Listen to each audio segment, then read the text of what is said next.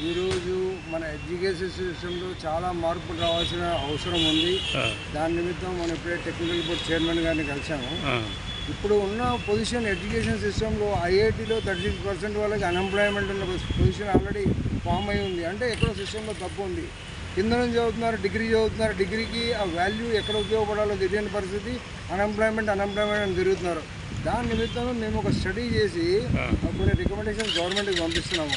అసలు technical education from LKG నుంచి 10th వరకు ఏముంటే బాగుంటుంది, 10 to 12 నుంచి ఏముంటే బాగుంటుంది, టెక్నికల్గా కానీ అన్ని రకాల ఎంపవర్మెంట్కి ఏ విధంగా ఉపయోగపడితే బాగుంటుంది అన్నది మేము క్యాలిక్యులేట్ చేస్తున్నాము. దాని ప్రకారం మేము గవర్నమెంట్కి కొన్ని రికమెండేషన్ పంపిస్తున్నాము. ఇంజనీరింగ్ చదివిన క్యాండిడేట్లు ఈరోజు స్విగ్గీలు, ఊబర్లు వాళ్ళు తిరుగుతున్నారు. అంటే మన వ్యవస్థ ఎలా ఉంది, ఎందుకు ఇట్లా పనికి రాకుండా పోతుంది అనే దాని మీద మేము అధ్యయనం మొదలుపెట్టాము.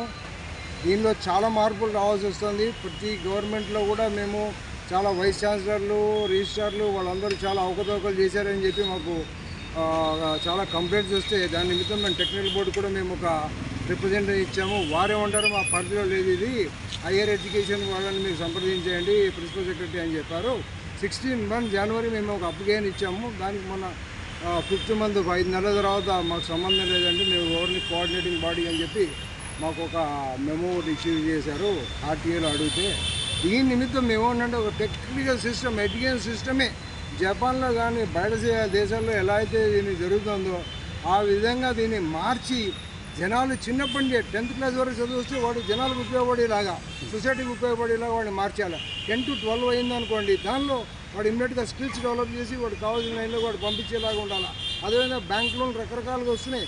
వాళ్ళు లాస్ట్లో అన్ఎంప్లాయ్గా ఉండిపోయి డిస్సాటిస్ఫాక్షన్ ఉండి ఏం చేయాలో తెలియని పరిస్థితిలో క్వశ్చన్ మార్కులు ఉండి సొసైటీ చేసుకోవాలా, ఏం చేసుకోవాలో తెలియని పరిస్థితిలో మన వ్యవస్థ తయారైంది అన్న పరిస్థితిలో మేము ఆల్ ఇండియా రక్షాసేన నుంచి మేము గవర్నమెంట్కి మేము ఒకటే విన్నపం చేస్తున్నాము.